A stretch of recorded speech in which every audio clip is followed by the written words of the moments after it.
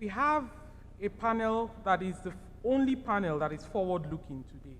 Every other panel has been talking about, problems from intra-African trade, to sustainability, to food and nutrition. But this is the only panel discussion that is actually really forward-looking.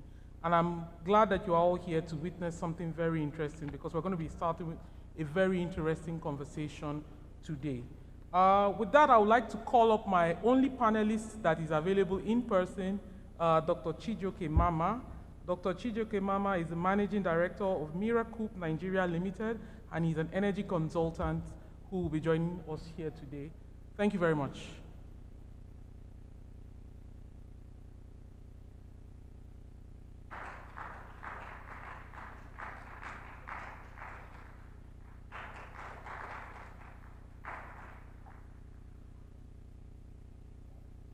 Please encourage him, he's very shy.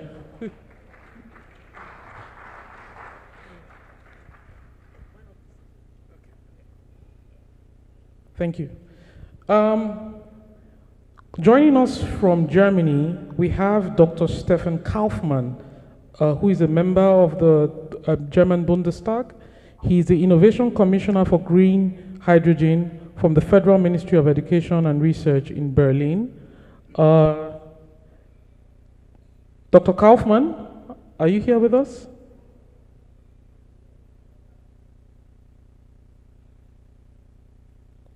While we wait for Dr. Kaufmann's confirmation, we also have Katharina Seiler. She's an expert for bioenergy and renewable energy gases from the German Energy Agency. Katharina, are you here? Yes, hello. Okay, nice to know. And we also have Dr. Solomon Agbo, who was the lead researcher for the H2 Atlas project, which I believe personally is one of the most groundbreaking research projects that have been done in Africa, in West Africa, in recent times. He currently works with the Research Center in Jülich, Germany. Dr. Agbo, can you hear us? It's all okay with your audio? And yes, I'm here. Thank you for having me. Okay. So let's go back to Dr. Kaufmann. Dr. Kaufmann, can you hear us, sir?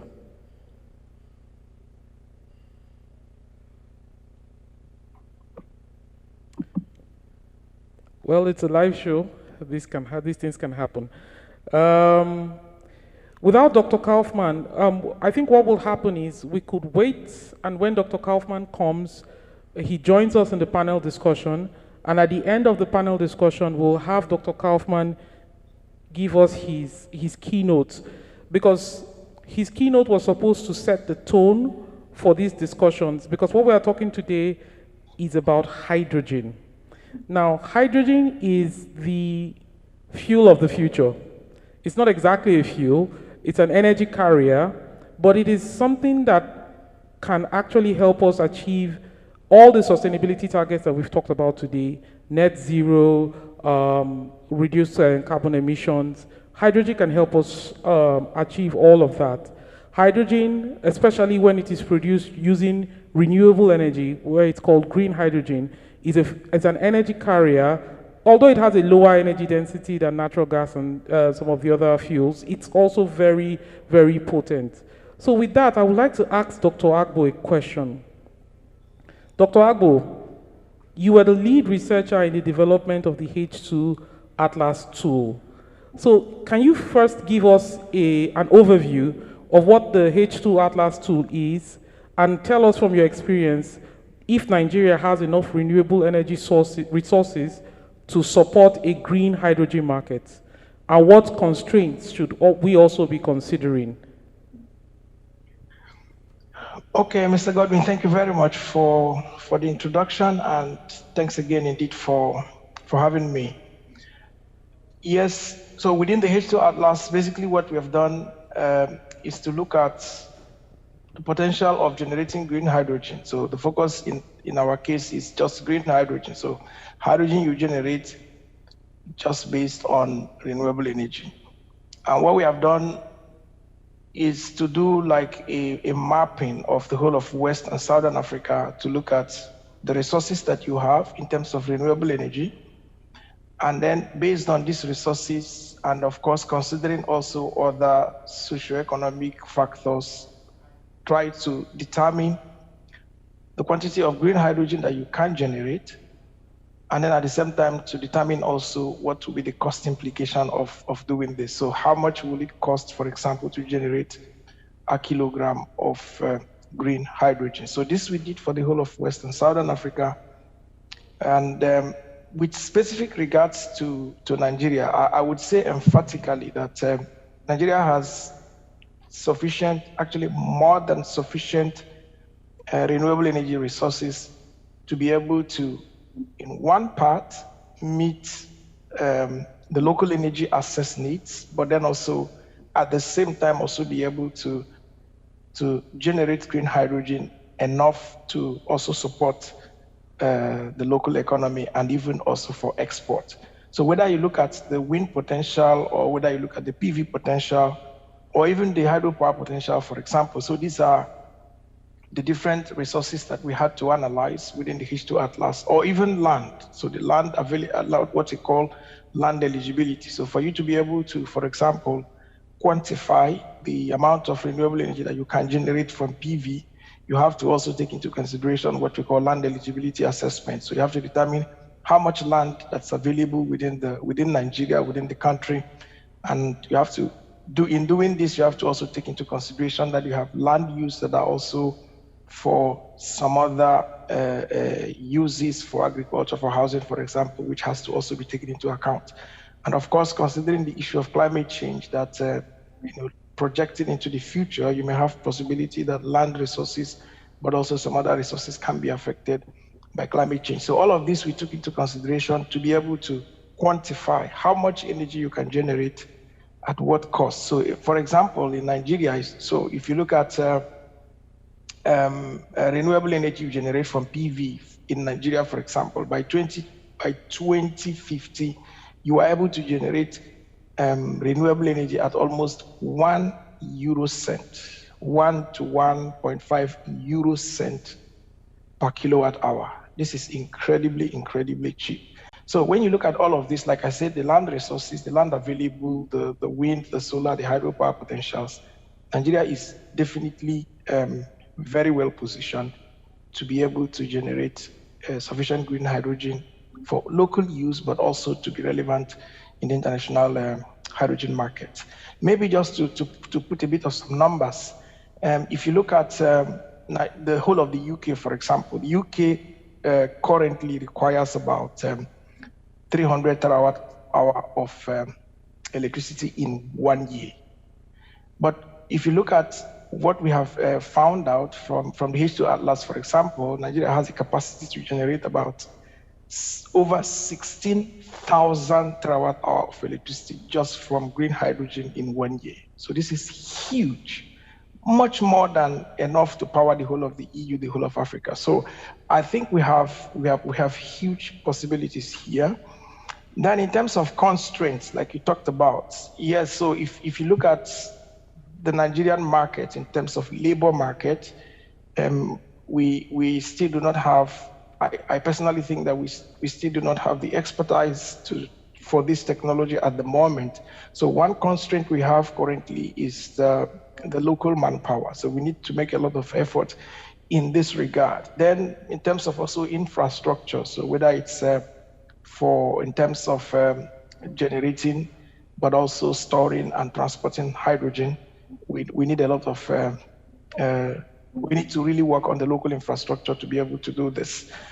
But then the other thing I think that's also very important is the issue of off-takers. So you generate hydrogen, you have to have really like the local market, you have to have people who are able to take off this. So whether you generate either as hydrogen or whether you have to process further to get some other value products along the value chain, it's important to have people who are really willing to invest and then also people who are willing to also take what it is that you are producing. So these are things I think are current constraints that would need attention really as soon as possible if we have to be part of the global momentum. So back to you, God. Thank you very much, Dr. Agbo. So, Dr. Mama, I will step away from green hydrogen and just talk about hydrogen. For everyone here, hydrogen can be generated by different sources. So if you use renewable energy to generate hydrogen, then it's called green hydrogen. If you generate hydrogen from natural gas and then capture the carbon, it's called blue hydrogen. If you generate hydrogen from natural gas and do not capture the carbon, it's called gray hydrogen. So there are different opportunities to generate hydrogen that exist. And then Dr.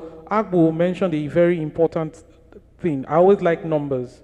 He says 1 euro cent per kilowatt hour. That's what we're going to be generating electricity, renewable electricity by 2050. So if that is the case, and given all the opportunities that exist, what then should be the low-hanging fruits? Because this market needs to be kick-started. So what should be the low-hanging fruits that we should be considering in order to kickstart the market? I think the context to Dr. Agbo's statement is the fact that for you to have affordable hydrogen, you need the inputs to be affordable as well. So if you have affordable solar power generation, and then you have affordable electrolyzers, it's good to say that, then eventually the output hydrogen will be affordable. So, and that applies to the fossil pathway to hydrogen production.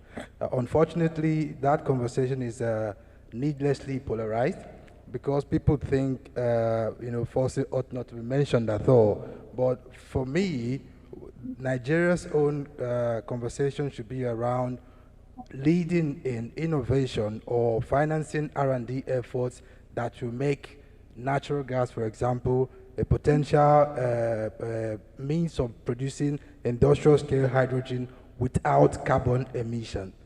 So just for context, currently the only industrial scale or means of producing hydrogen is through natural gas and the process called steam methane reformation.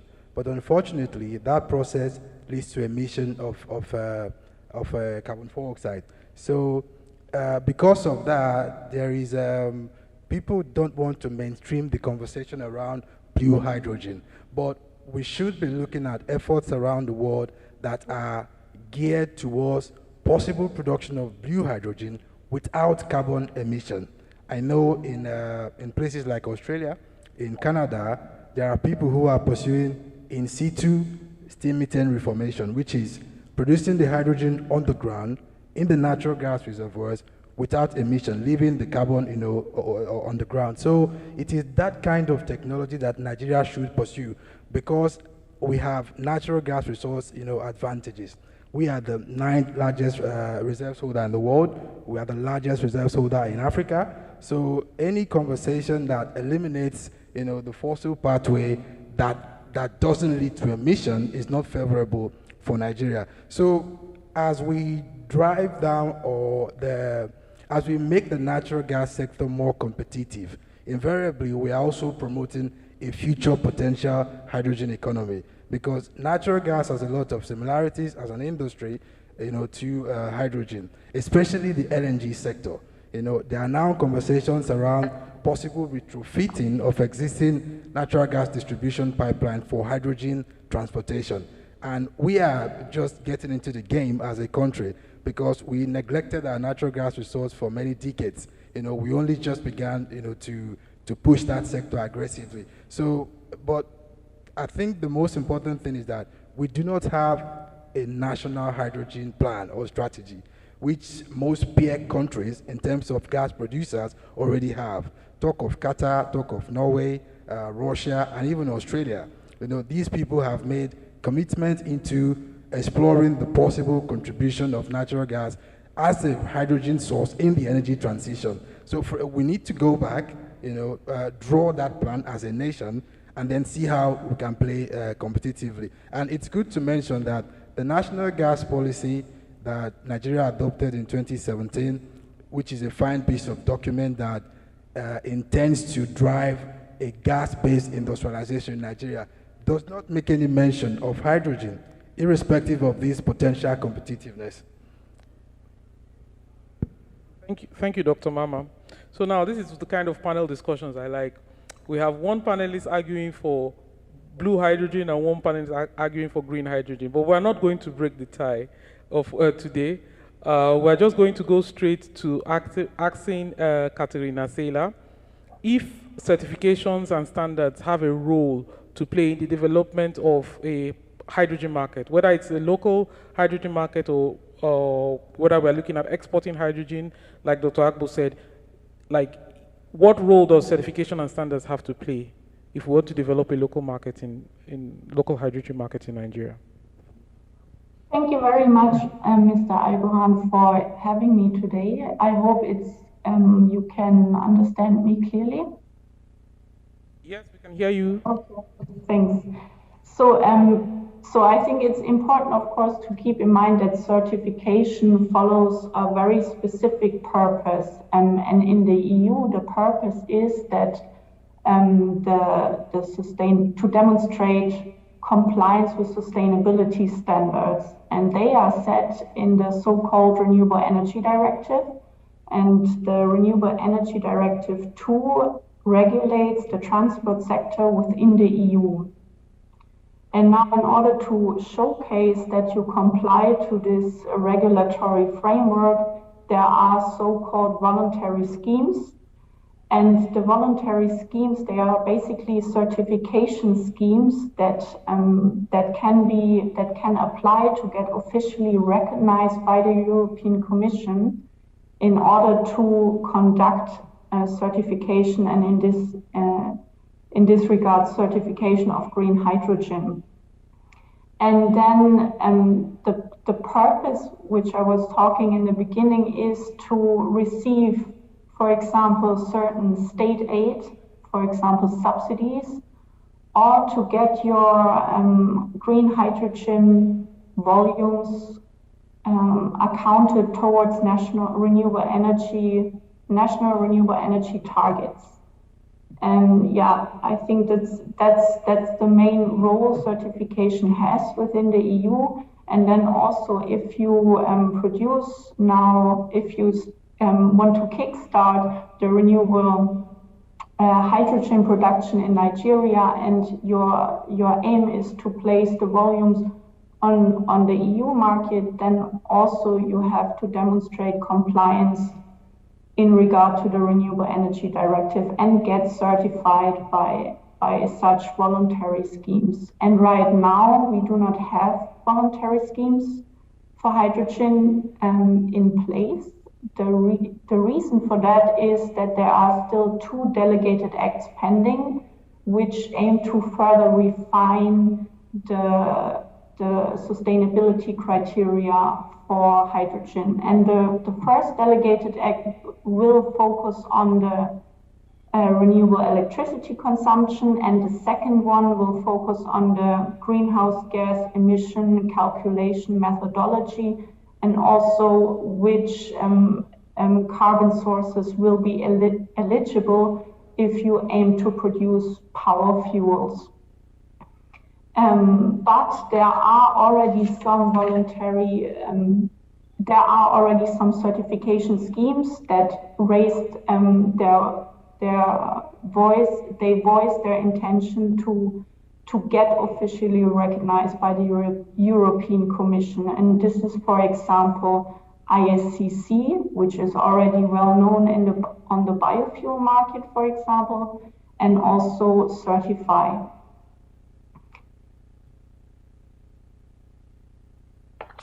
So to summarize, voluntary certification schemes could count towards achieving any sustainability targets that you set for yourself.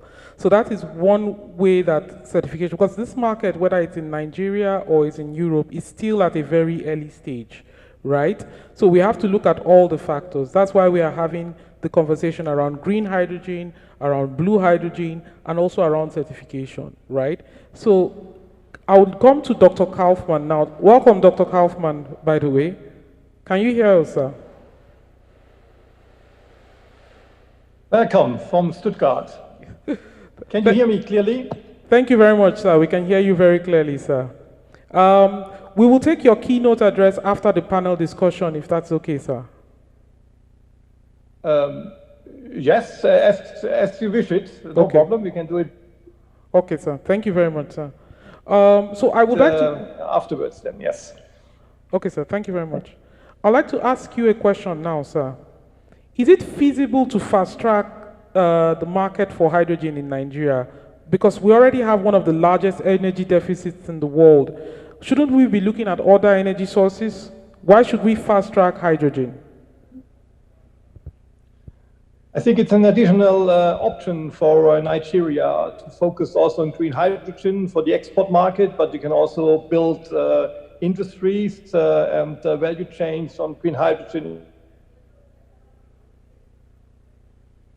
in Nigeria itself. For example, yes, chemical industry of energy. So we focused on the potential of some Western African countries, and Nigeria is also one of the countries with a very, very high potential of production of renewable energies. And so you can use it for your own industry, for sure. You have an increasing need and demand of energy in Nigeria itself, but there is really a lot of potential also to produce additional renewable energy and to produce green hydrogen to build up value chain in Nigeria, but also to export the green hydrogen as ammonia or as methanol or as synthetic fuels then to Germany, to Europe. Okay, so we should consider fast-tracking the market for hydrogen because there's already a demand for hydrogen in Europe, and we could also plug into that market already. So that is a good way to look at it. So then if we're going to fast-track the market for hydrogen, how can we achieve cost competitiveness in this decade with other energy sources? I'll start with you, Dr. Mama. What will be the enablers for that? How can we achieve cost? If we're going to export, we need to be competitive, right? So how can we achieve that? What will be the enablers, and what will be the of commercial adoption?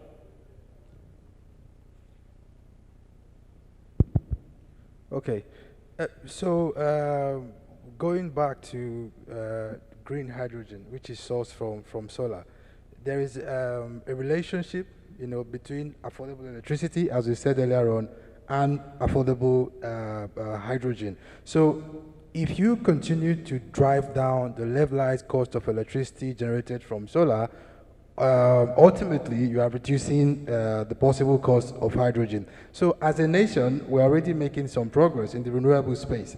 And I think Nigeria should just continue to push in that frontier, providing incentives, providing financing enablement, providing things like import tariff waivers, subsidies if possible, and then those kind of commercial frameworks that open up solar adoption so that it can become competitive to generate in a large scale. So I think that these kind of efforts will eventually put Nigeria in a position where, as earlier speaker said, it will be attractive to site an industrial scale hydrogen producing plant here because the input factor, which is electricity from solar or wind, as the case may be, is already established. And again, if you go to the blue hydrogen narrative, it's the same thing. As we continue to make that space more competitive, Nigeria recently passed a petroleum law that is aggressively pushing the natural gas sector, trying to provide a transparent, and competitive fiscal terms for gas production and even sales. So those kind of efforts will be critical to building a robust hydrogen economy. We don't have to focus on domestic consumption. We have to focus on being a viable location for large-scale production for possible, export, which is similar to our narrative with natural gas. It's not that it is desirable to have large-scale, consumption at home domestically, but it's also desirable to have a robust export-focused, hydrogen economy in the future. And this is actually important if you take Nigeria's geographical location into consideration. We are sitting at the center of the two major gas markets in the world, the Pacific market and the Atlantic market. Other gas producers who are sitting within one market find it difficult to sell in the other market because of shipping costs. Currently, we don't have internationally accepted framework for transporting liquid hydrogen in international waters, but when that becomes viable, this is one place in the world where you can produce hydrogen and target markets both, on the both divides, either in the Pacific market or in the Atlantic market. Dr. Kaufman, I'll come back to you with the same question.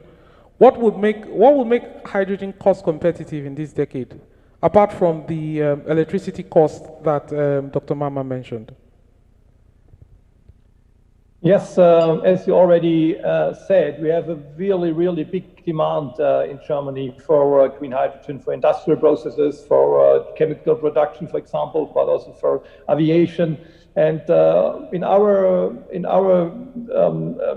studies, we see that if we have a price for green hydrogen between 3 and 4 euros a kilogram, it would be competitive because we also increase the price for the CO2 emissions, so for fossil energies, and that would make it more interesting also to use green hydrogen, for example, in steel plants. And so we talk about 3 to 4 euro per kilogram for green hydrogen when it is competitive. We won't reach that in Germany until 2050 maybe, so we think about maybe 3.80 euro per kilogram in 2050. But a lot of other countries, and we're talking about Australia, we're talking about maybe Canada, or also African countries, or MENA states, or Saudi Arabia, they plan to deliver green hydrogen to a price from between 250 to 3 euro a kilogram, or maybe less. So that is competitive. If we reach really a price of 250 euro per kilogram in 2030, on a global green hydrogen market, that will be competitive. And there will be a market for sure in Germany, and not only in Germany.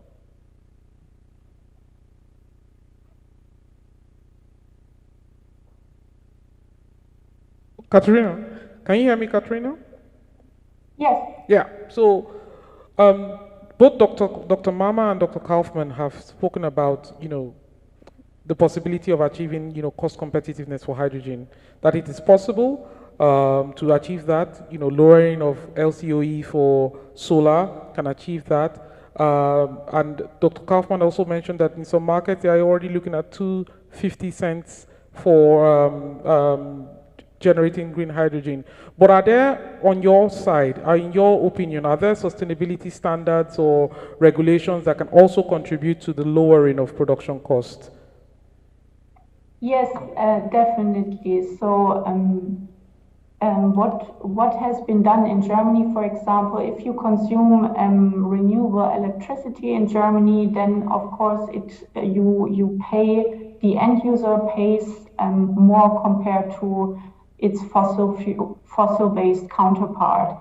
And this is called the Renewable Energy Act levy, or in short, EEG levy. So now for hydrogen production, of course, if you produce it from electrolysis, you would also need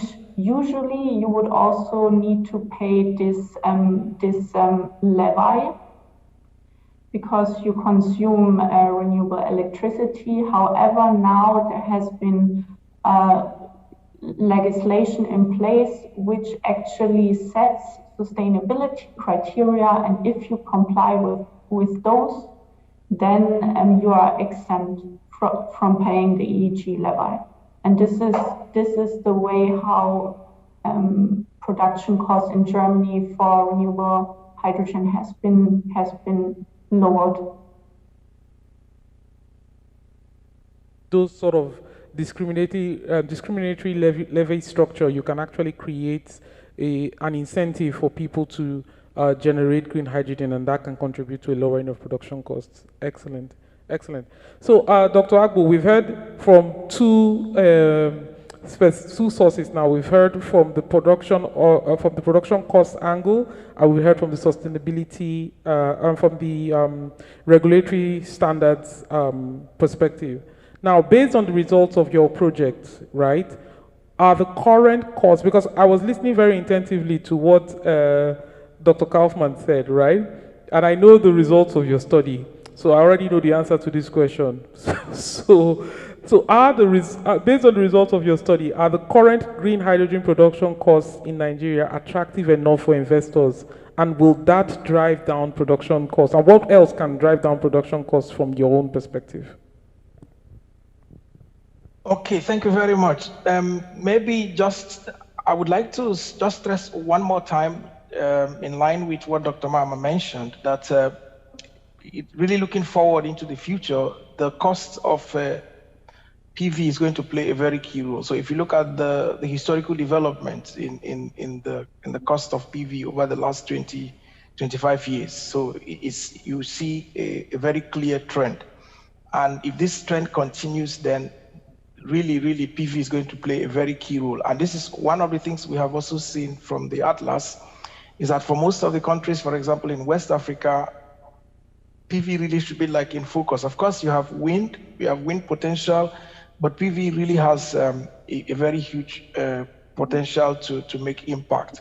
The other thing that's also going to be very key would be the cost of electrolyzers. So again, there is a lot of R&D activities around this, and it's also quite promising that in the future, with all of the developments within the hydrogen technology, the cost of electrolyzers will also go down. And all of this in the end will push further down the cost of generating hydrogen. Now, with specific reference to your question in terms of our current cost, yes, so one big part of the analysis we did with H2 Atlas was based on what we call the groundwater mapping. So we started by basing our water availability just on groundwater. So for Nigeria, for example, so if you just depend on the groundwater that's available in Nigeria as your water source for generating green hydrogen, this would be very limited. So this you would actually limit the production potential by 2/3. So this is very much limiting. So our recommendation, which we have also found technically, is that the way to go in terms of sustainability, in terms of also increased production, would be to use desalinated water. So this doesn't add so much in terms of numbers, and this would also create a more sustainable resource that can be used, of course, for a more sustainable production. So specifically, if you look at from now till, like I say, in the next 20, 30 years, the numbers in terms of the cost per kilogram of hydrogen will really come down. You'll be looking at 3 euros per kilogram of hydrogen. Currently, in some West African countries, for example, you have the cost of production cost of a kilogram of green hydrogen already at around €2.50 per kilogram of hydrogen. So I think that West Africa as a whole, but also Nigeria in particular, it's very well positioned and really has a lot of chances to play a very big role within the global hydrogen business in the next years. Okay, so thank you very much. So if we look at our questions, we have 2 rounds of questions. We first asked, is there potential? The answer is yes. We've asked another question, production costs, is it feasible? Yes. So from a resource perspective, it is feasible. From a production cost perspective, it's feasible. So now let us bring it back. Let us sort of, bring all these concepts together and ask one question. What are the next steps? If it is feasible from a resource perspective, if it's feasible from a production cost perspective, then what should be the next step? And I will ask Katharina this question first. So if we want to create a local hydrogen market in Nigeria, are there lessons that we can learn from other markets around the world, like that have gone farther ahead in their own local green hydrogen journey? Thanks for the question. Yeah, so for example, in the EU puts a very strong emphasis on reserving renewable electricity capacities first and foremost for direct applications.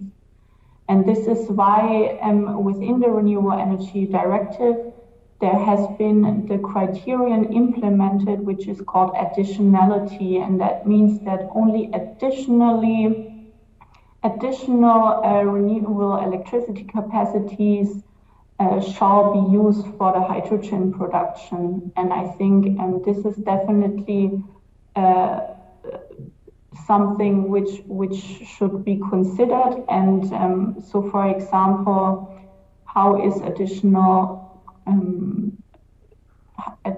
renewable electricity defined in the EU? It's plants that are unsubsidized and has been implemented a maximum of 12 months prior to the electrolyzer, or plants which has been gone through a major refurbishment, and hereby major refurbishment is defined by a 30% investment compared to a new electricity plant. And I think we have also seen within the history of the biofuel market and the fuel versus fuel debate that there are a lot of things which can be easily overlooked when new markets develop. And therefore, I would say it is very pivotal to carefully monitor the environmental and social impacts right from the beginning, every step of the value chain. And this is also why, for example, Dr. Agbo's work on the H2 Atlas is so important. Very much, Katharina. Thank you very much. Dr. Mama, the same question for you, but very quickly. What are the logical next steps? So I believe that irrespective of how attractive it is to produce hydrogen locally, the policy framework, is absent. The regulatory framework is absent. So first thing is a policy mechanism. There should be a national hydrogen strategy, similar to what other nations in the world have produced. And then we should also try to make sure that progress within the renewable space carries a potential hydrogen economy along, being mindful that it is reduction in cost of renewables that will make hydrogen production locally affordable, and the fact that hydrogen solves that storage crisis that renewables like solar has in terms of intermittency. So that's on that side. On the natural gas, space, I firmly believe that in the future there will be means of producing green hydrogen from fossil. There are significant R&D efforts around that, and I believe that that's going to materialize in the near future. And if it does, we are at a very good position to take advantage of that. So our national gas policy needs to be reworked. It needs to be updated to incorporate perspectives on a future hydrogen economy where natural gas leads to green hydrogen. Policy from you. Yeah, in addition to the appropriate. Stop. So it's not just policy, but the thing is that you can't put shovel on the ground without this, policy mechanism. So when you do that, it becomes attractive for investors or the private sector to consider possible participation. So, but that's the first step. But that's not the only thing you need to do. Yeah. All right. Thank you. So, Dr. Agbo, same question for you. What will be the logical next steps to develop the hydrogen economy? Yeah, actually, when you asked the question first, so one thing just came to my mind, and Dr. Mama mentioned already a part of it. We need really a clear enabling framework as a country. Enabling really includes, like he mentioned, we need clear policy pathways, we need clear regulatory pathways, we need clear legal pathways, we need a investment plan, we need strategy, roadmap. All of these things really would be necessary to be articulated in a national hydrogen strategy. So this is really, really, really very important. And I think this is really like a starting point. If I would advise the government, I would say we need to set up immediately a committee at the national level to work on this, come up with what should be policies, what should be regulatory frameworks, everything that would be necessary to make Nigeria start. Then just something I want to say by the side, I very much agree with what Dr. Mama is talking about in terms of not completely abandoning the fact that Nigeria is rich in terms of our gas deposit. And that's why we need really to have a long-term plan. So we are talking about energy transition. So it's a transition. It's not something that would happen overnight. So even if we have to, of course, and this would happen eventually over time. So if at some point we really have to completely really go green, we need to have a clear path. So start now, in the next 10 years, the next 20 years, the next 50 years, to catch up with what the rest of the world will be doing. So I am not saying we should completely, not, at all use our natural gas to be able to produce hydrogen or produce blue hydrogen, but within our national hydrogen strategy, we need to have a clear path for a transition. That's the way the rest of the world is going. And this, we really cannot afford not to also join. There has to be a clear path for a transition that makes us also able to completely decarbonize. Okay. Thank you very much. Dr. Kaufmann, I think you can answer this last question, and also we can also take your keynotes after you answer, sir. Yeah, I think what we really need are demonstration projects. We have to accelerate and expand the technologies from the lab technologies to the industrial production, and that we have to do with demonstration projects.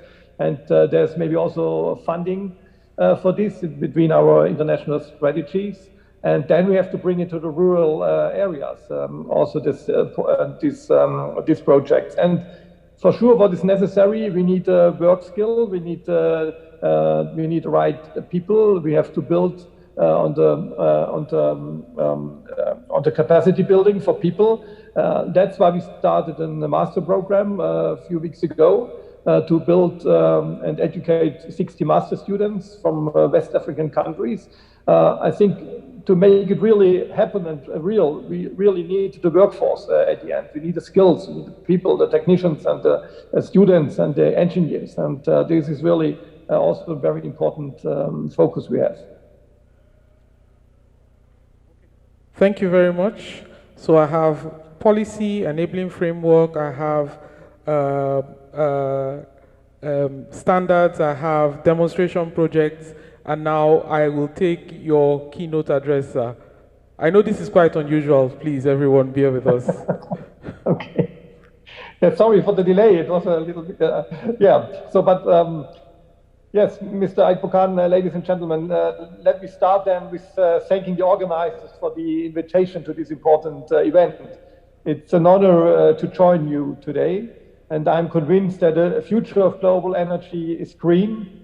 Despite all the human and economic challenges which COVID-19 has posed, we must not forget that climate change will remain the central global challenge of the coming decades. And the recently published IPCC report highlights the fact that we clearly risk missing the 1.5 degree goal. It emphasizes the need to take faster and more decisive action now. And that's what we are talking about today. And the switch to renewable energy is the key here.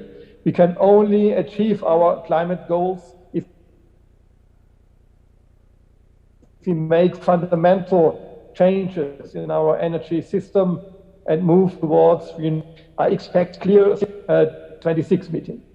To achieve this transformation, we need the right technologies, just as we need dialogue between all stakeholders. And together, we must develop pathways towards the sustainable energy system of tomorrow.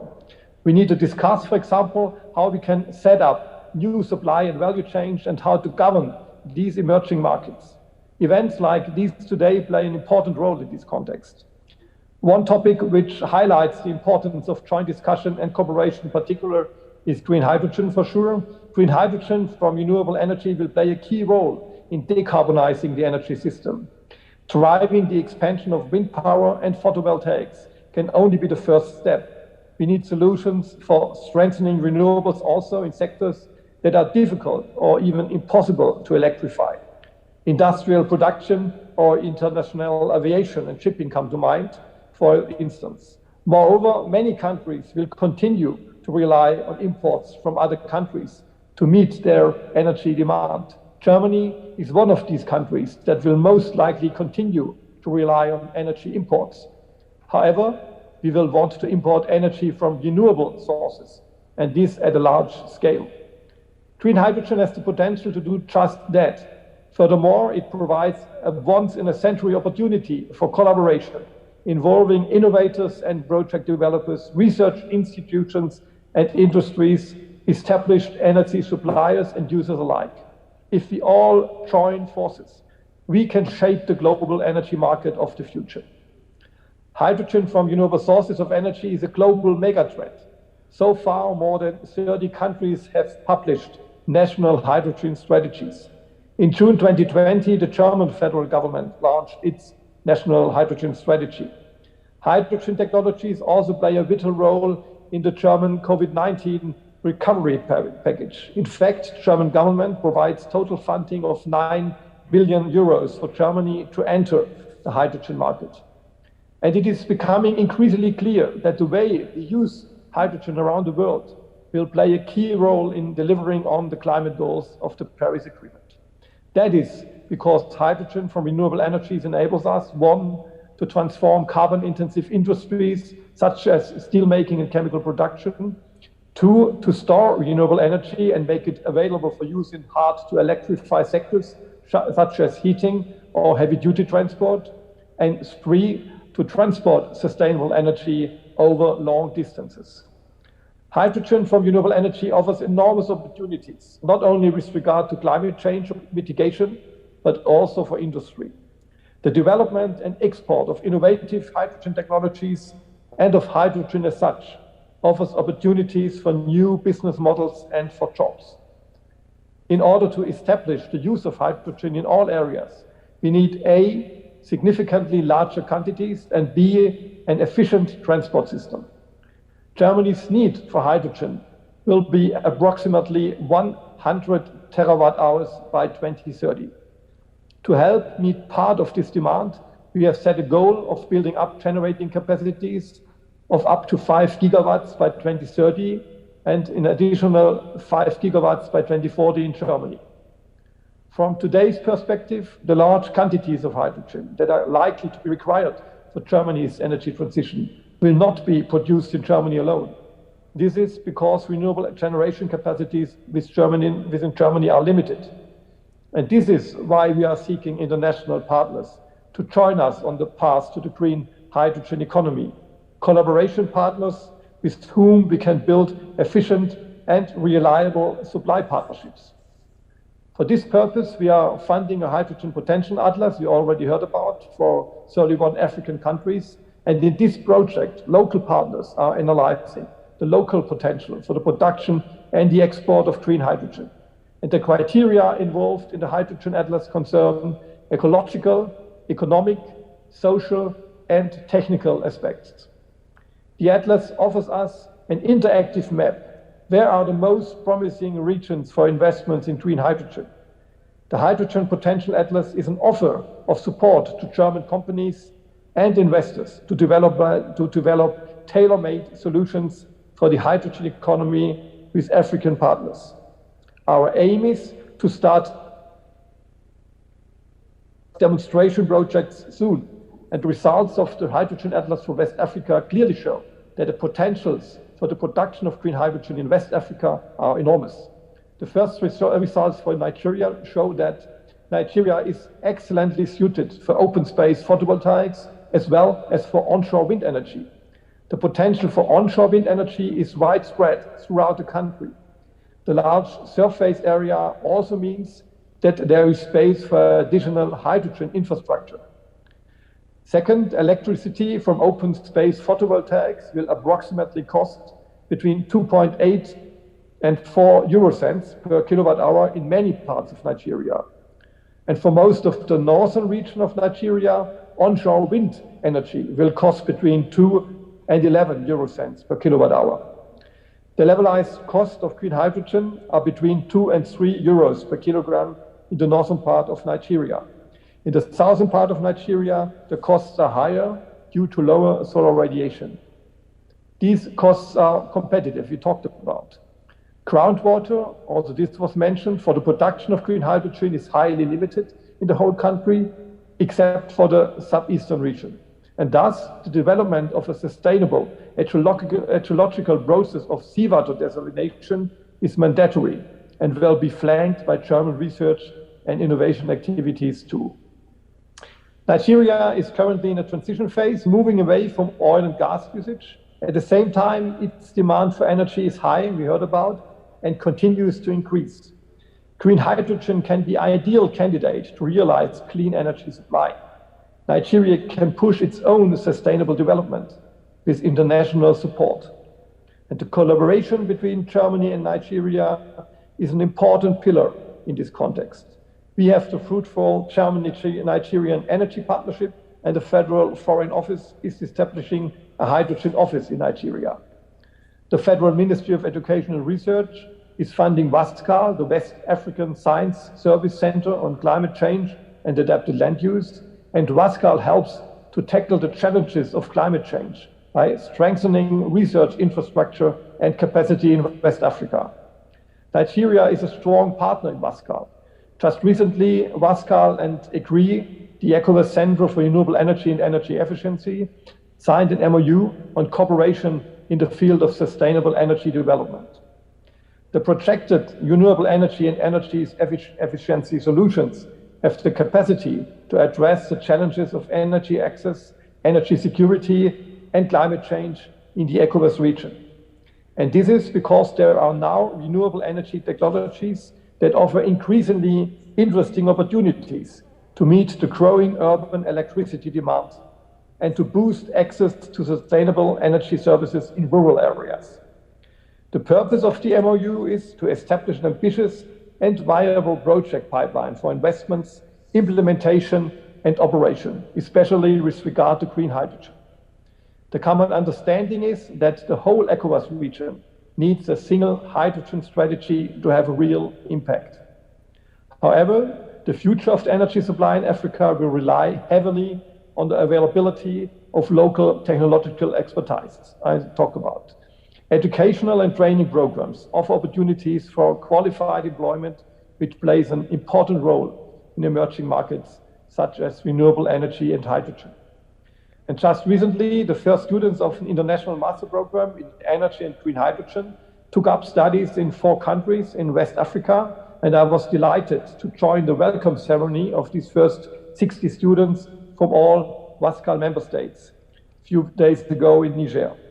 During the 2 years program, the students will learn about a wide spectrum of hydrogen technologies and related areas: production, storage, value chain, utilization, and application.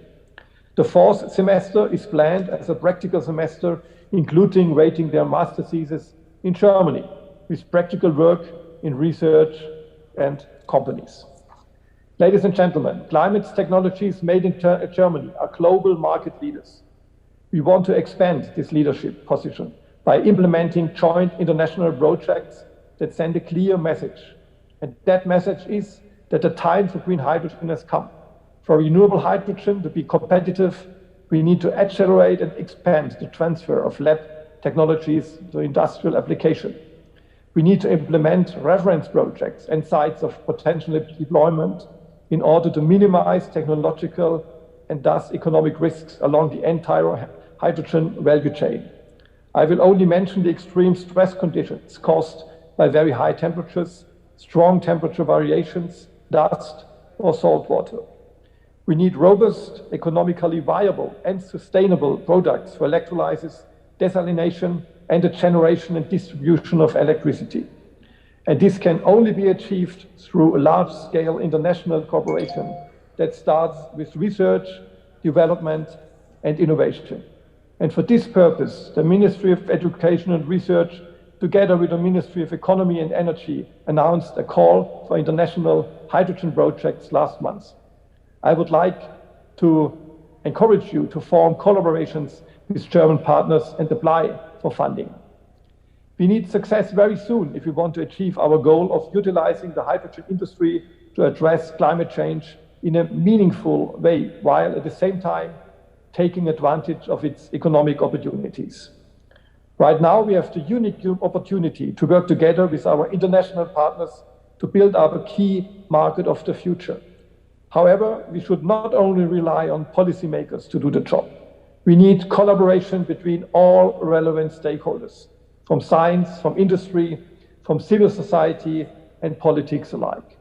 And that is why events like today's meeting are so valuable. We need in-depth exchanges between investors and innovators, as well as between decision makers in politics and industry. We will only succeed in kicking off the hydrogen economy if we work together. On this note, let me end by saying that I very much look forward to our discussion, this discussion we had already, but to further discussions on our German-Nigerian partnership on hydrogen, on green hydrogen. Thank you very much for your interest and for listening. Thank you very much, Dr. Kaufmann. With that, I will say we could open up for questions, if there are any questions. Okay.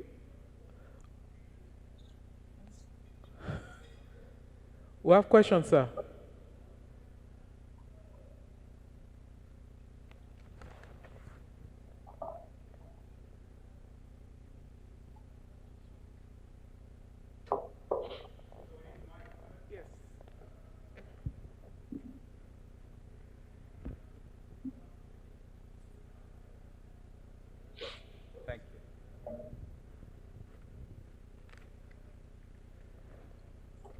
Thank you. Jean-Marc Ricard from BSF. Thanks very much for your insight first. Well, we should not rule out too quickly the competitive advantage that we have here in Nigeria with natural gas, which is readily available and affordable. We are looking at an horizon of 2050, which means that by then, it is very likely that innovative technologies such as methane pyrolysis may come to reality, which would provide an alternative at least for countries or geographies where natural gas would be. I didn't hear about this. We have either all natural gas to CO2 and hydrogen, or we have all PV or renewable. But there may be, thanks to innovation, alternative in between. What's your take on this?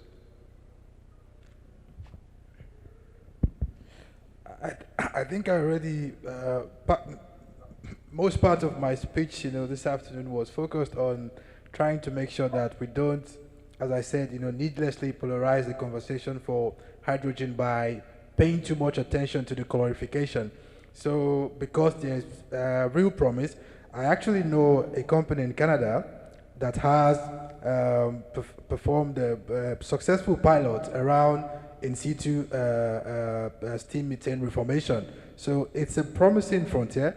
In Australia, the Australian government, in partnership with the Japanese government, is also pushing a similar project, that will definitely lead to the production of hydrogen that is green, which means no emission. So I'm a strong advocate of a future hydrogen economy in Nigeria that is led by, by natural gas, so long as it doesn't lead to carbon emission, and that requires much effort in R&D. Unfortunately, Nigeria doesn't have that kind of leadership in R&D, but we can actually position ourselves to play at least a passive role in that.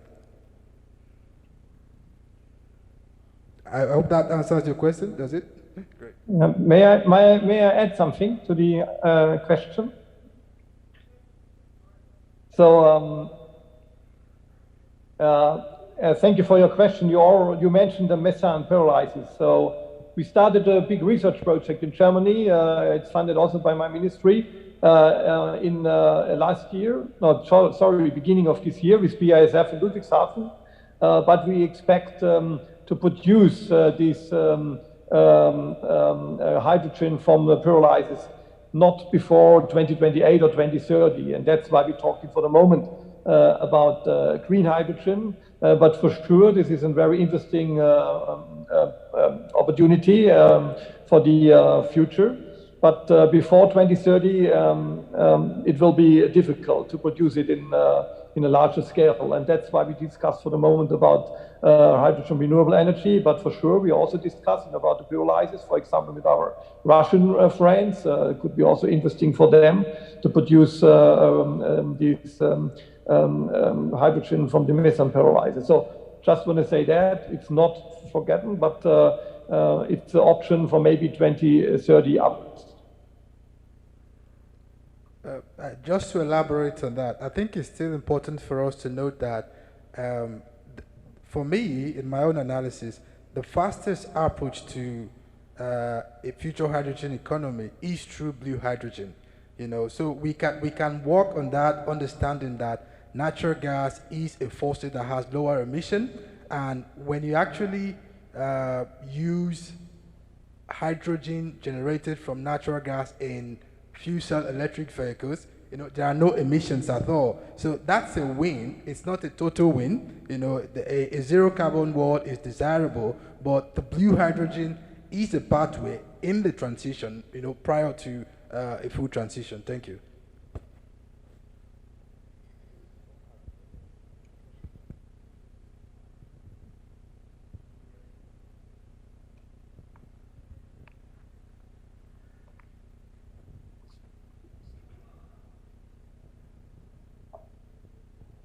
The name once more is Patrick Okonji.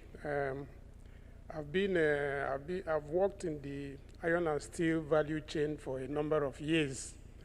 And as I said, the comment I made earlier on is a question of sustainability. These things are already here.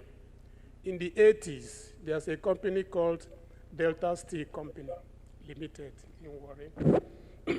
They have a reformer that produces hydrogen that reforms iron ore to the quantity of about 1.2 million tons per annum.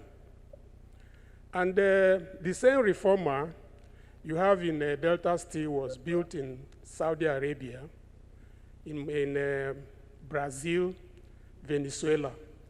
Today, those ones are working. In Saudi Arabia, they have even increased their own to produce up to 5 million tons of steel per annum. But Nigeria, as we speak, is dead. That company is no longer producing. And we have meta policy. We have enabling we have fiscal policies, we have government policies, we have development plans. But whatever happened to, because we are saying here that there is no policy, there is no plan, and so on and so forth. Those plans are here.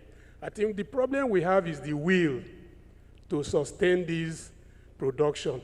So even if we start producing hydrogen through water, let us pray that what happened to the one produced by natural gas, as the panelist is an advocate of using natural gas to produce hydrogen. It was produced in Delta Steel for about 3, 4, 5 years, and the plant died. It's no longer producing as we speak. So the problem, as I said earlier on, is whatever we have, we need to develop the willpower to sustain it. That is just the issue. Not that we have the capacity, we have all the good plans, we have all the policies, as I mentioned, but the problem is the willpower to sustain it. Thank you.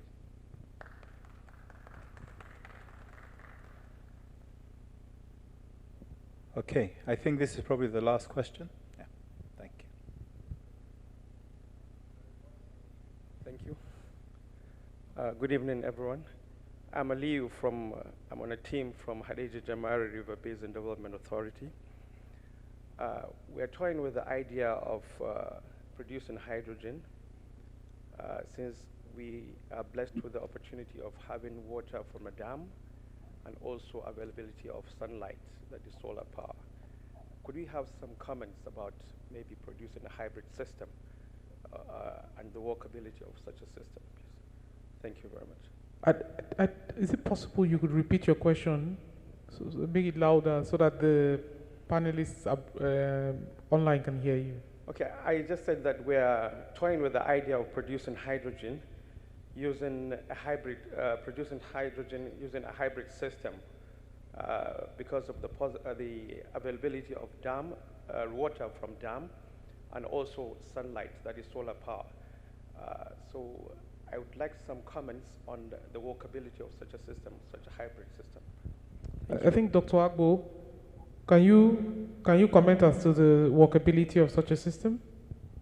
Yes, thank you very much. Yes, I think it's, just to keep it short, it's very much possible. So in fact, within the Atlas, one of the deliverables we will have at the end would be the design of an optimized energy system that encompasses all the resources that can be harnessed within the different countries. So whether it's hydro or PV or wind, so you can, of course, have a hybrid system. Yes, this is very much possible.